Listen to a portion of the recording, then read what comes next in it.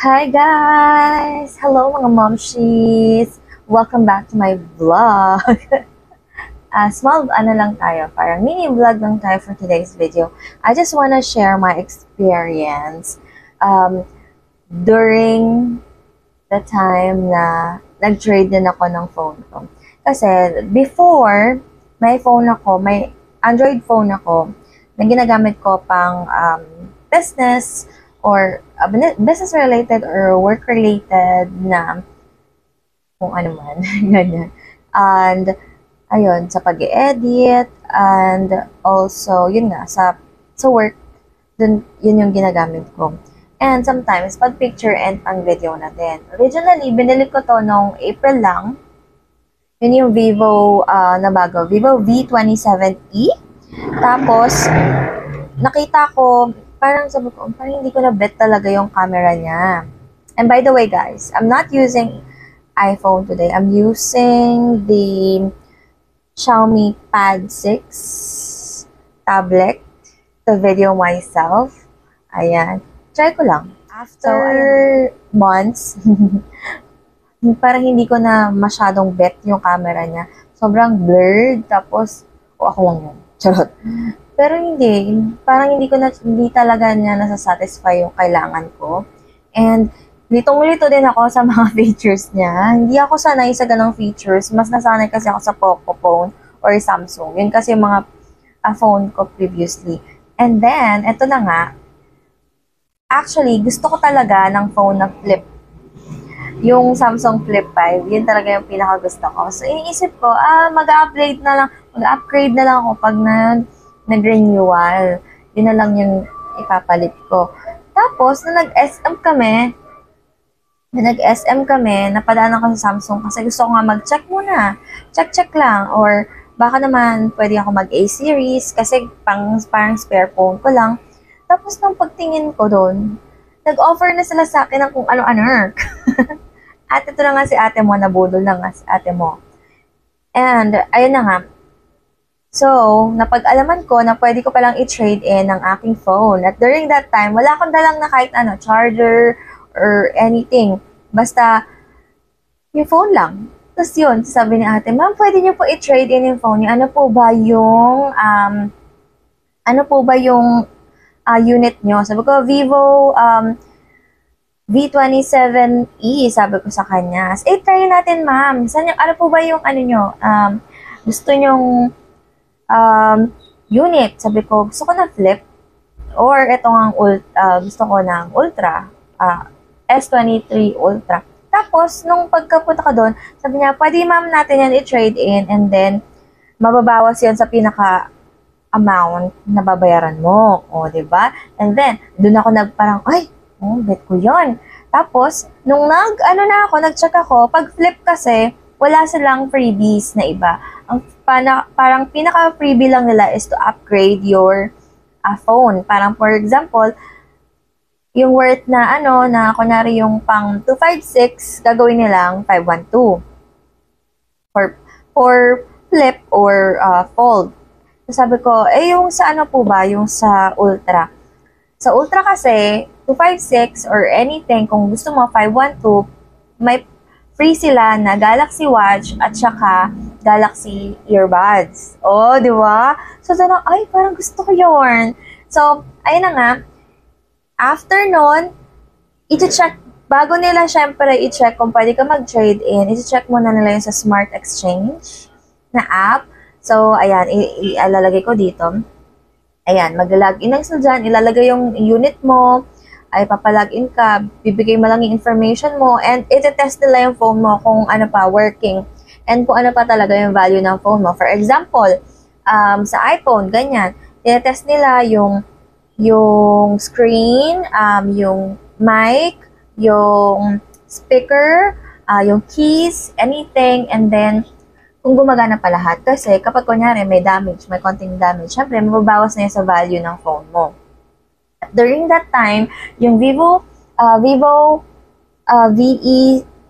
V27e ko is may value pa. Parang, ang pinaka-value ng phone is parang 6,000 plus. And then, may voucher since bago nga lang siya, and ano naman siya, kilalang brand din naman siya, meron din siyang voucher na worth parang 11,000, something like that. So, excuse me. So, ang total ng value ng phone ko is 16,900, something like that. Tapos, yun yung ibabawa sa pinaka-total ng Samsung Ultra na bibilin ko if ever.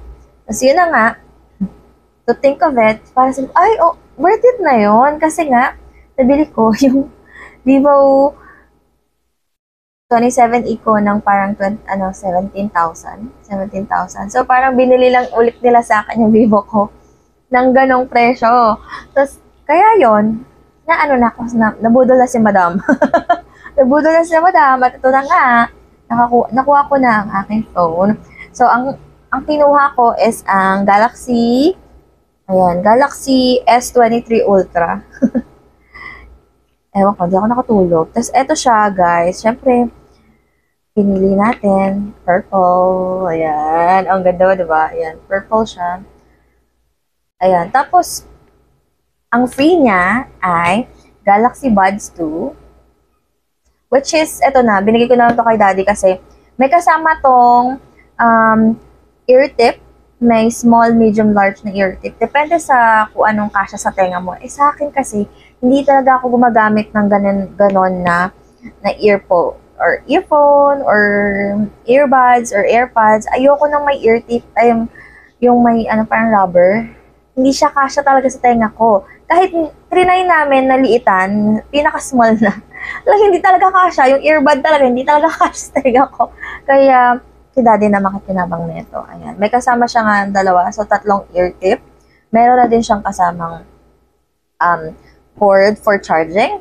And then, ito naman yung pinaka gusto ko din na napapakinabangan ko na is itong Galaxy Watch 4. Ayan siya, guys.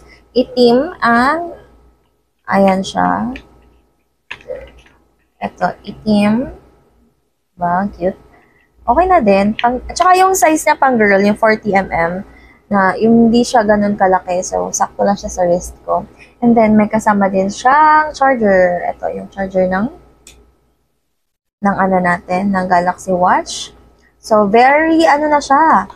Tawag dito, sulit. And, guys, alam ko naman na hindi to para to brag. This is not to inspire din. I just wanna share my experience lang din. Na pwede pala natin gawin na i-trade in yun. Anything na, sabi ni ate, anything na, kunyari may phone cuts, gusto mo i-upgrade, pwede ka mag-trade in sa kanila. Or, kung kunyari, yung phone mo is iPhone, or any phone naman, pwede i-trade in, basta papasa siya dun sa Smart Exchange na, na app. Nandun kasi makikita ko ano yung value at saka kung anong unit mo siya pwedeng i-trade in. So, good thing na lang, yung phone ko, pwede siya i-trade in dito sa mga flagship na unit nila. Kaya, yun na yung pinili ko. And, yung natira, so from originally 81K, naging parang 60 plus na lang siya. O, diba? Medyo nakatipid ka na doon. Pero syempre, alam ko, mahal din yun. Mahal din talaga ang 60 plus. Kaya, hindi ko naman yung kinash, guys. Credit card ko yun. Kaya kung mangungutang kayo sa akin, wala akong cash, guys. Mas lang ako sa credit card. And then, niloloko nga nila ako doon na i-trade in ko na lang daw yung iPhone ko. Sabi, para mas malaking bawas, siguro magiging 20 plus na lang yung babayaran ko. Eh, syempre, guys, ayoko nga. Gusto ko lang talaga palitan kasi talaga originally yung isa kong phone. So, dapat mag-A series lang ako. Yung mga mura lang, ganon. Tapos, bigla nila ako nabudol ng ganito. At saka, feeling ko kasi sulit na talaga yung mga... Ito kasi yung, syempre, yung presyo din nito. Tsaka yung buds, magkano din to kung pagsasama-samahin mo, di ba? So, para sa akin, malaki na din yung itinipid ko. Siguro. Malaki na din. Sulit na din siya talaga for me. And, to think na S23 Ultra ang nakuha ko. Ang ganda ng niya. Ang ganda niya, guys. I mean, for me, ang ganda niya. Maganda yung camera niya. Tapos, di ba, may S Pen pa tong kasama. Ayan, may charger na din. May cord din kasama. Syempre, ngayon kasi hindi na uso yung may adapter. Ford na lang. So, ayan, oh, may S Pen. Ayan, it's working. At saka, I enjoy using this, guys. Though, may isa pa akong phone na alam ko naman na maganda din yung quality talaga. Pero, nung ito, hinawakan ko din talaga to. Ang ganda din talaga, guys. Tsaka ito yung, yung pwede mong pang picture na yung ma-zoom in mo 100 times, tapos kita yung moon. Ito yun, guys. So, kung ako sa inyo. Actually, nung time na to, promo lang nila yun nung nakuha ko to. And, hanggang September 30 na lang yung may free na earbuds tsaka watch para sa Ultra. And also, dun sa, sa other items nila. So, and sabi din ni ate, kung ano daw, until supply last lang din sila. So, kaya grinab ko na din. Kasi kapag hintayin ko pa yung yung susunod na upgrade ko, hindi na ako tawag dito, wala na ako freebie na makukuha. So, ayun lang. Pero ito sa Samsung store ko to nakuha. Dumiretso ako sa Samsung store. And then, hindi sa plan ko, guys. So, feeling ko sa susunod hindi na muna ako mag-upgrade ng plan. Kasi medyo matagal-tagal pa ito matatapos. And, maganda natin talaga siya, guys. So, ayun, pwede pa kayo humabol until may supply sila ng freebies. Ayan, pwede sila magbigay ng freebies until September 30. So, ano pang hinihintay nyo, guys? Go get there na ang inyong, check out Samsung store. Ayan. Pwede rin naman, alam ko, pwede din mag-trade in sa iPhone store. If you guys have, kasi alam ko dati pumunta din ako doon, tapos sabi nila pwede daw mag-trade in. Kaya yun. Eh, nauna lang ako dito na trade in. Kasi nga gusto ko isang Android and isang iOS. Pero, ayun. Gastos lang yan. Pero wag niyo ako tutularan sa paggastos, guys. Basta ito, hindi ko to binabrag. Gusto ko lang talaga i-share experience ko. Ang ayoko lang pala, nung pumunta ako sa Samsung, guys, is etong tempered glass na to, ayan, yung nilagay nilang tempered glass, tawag dito, tawag dito, kitang-kita yung fingerprint. Ayoko ng ganong tempered glass. Tapos, tinanong nila, ma'am, gusto niyo ba ng tempered glass? Sabi ko, sige, check ko.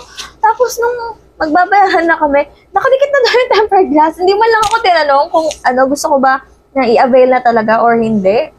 Nag-decide na sila na ilalagay na nila yung tempered glass. Eh, magkano din yung tempered glass, guys? 1, 2. Eh, mabibili mo lang tong tempered glass na ganito sa Shopee. Parang wala pa 100. Parang 100 plus lang. Ano ba yan? Kaya, doon ako medyo off sa kanila that time. Wala na akong magawa kasi nandun na eh. Nakakabit na. So, hinihintay na lang nila yung bayad ko. Nakakaloka. Hindi naman kinash ko naman yun. Pero, sana pala, sinabi ko sa kanila, yung kinabit niyo, bayaran niyo yan. Wala ako sinabing go. Pero ayun, all in all, maganda yung experience ko sa phone na to. Very, maganda talaga yung quality. And I love purple. Yan. So, ayun lang, guys. Huwag niyo ako tutularan sa paggastos. Pero, ayun. If you guys want to trade in your phone, you can go directly to their store. Meron din online. Kaso lang sa online kasi, kailangan pag mag-trade in ka, transfer na agad yung mga ready mo na yung phone mo na iti-trade mo. Wala nang time to transfer. So, dapat i-transfer mo na siya ahead of time yung mga files mo. And then, kapag, kunyari, magta-transfer ka pa, mag-aantay si kuya, yung, mag-pick up ng item and mag-deliver ng item, may bayad daw yun per hour. Pag online. Pag doon naman sa physical store, they will assist you na mag-transfer ng mga files mo. Kaya nung nandun ako, transfer na namin din yung files ko. Eh, hindi rin ako prepared at that time. Nung transfer namin yung files ko, super dami akong files. And it took us 3 hours. mali din naman kasi pagkaka-transfer namin. Dapat pala, inuna muna namin i-transfer yung parang per part ba? Pictures, ganyan. Apps, and then last yung videos. Transfer namin ng sabay-sabay. Grabe, tagal. Doon lang namin na-realize yung parang feeling namin, super late na. Ganyan. Ate, napagastos pa nga kami sa yung parang sa OTG. Hindi naman nagamit. Kasi nga, dapat namin transfer. Pero, ayun, saka lang namin na-realize that parang pinapte-parte namin yung pagka-transfer namin. Pero, I'm glad din na na-assist ako nila ate ng maayos. Yun lang talaga yung off yung paglalagay nila ng tempered glass without my permission. Pero ayun guys, so if you want, again, you can visit their store, Samsung stores, and then you can trade in your phones. Kahit wala na silang promo, pwede kayo mag-trade in guys. Ang maganda lang kasi kapag may promo, may mga freebies. O, diba? Yun lang. And, ayan na siya guys. O, diba? Ang cute niya. Oh, nakita niyo yung wallpaper ko. Alright guys, thank you guys for watching.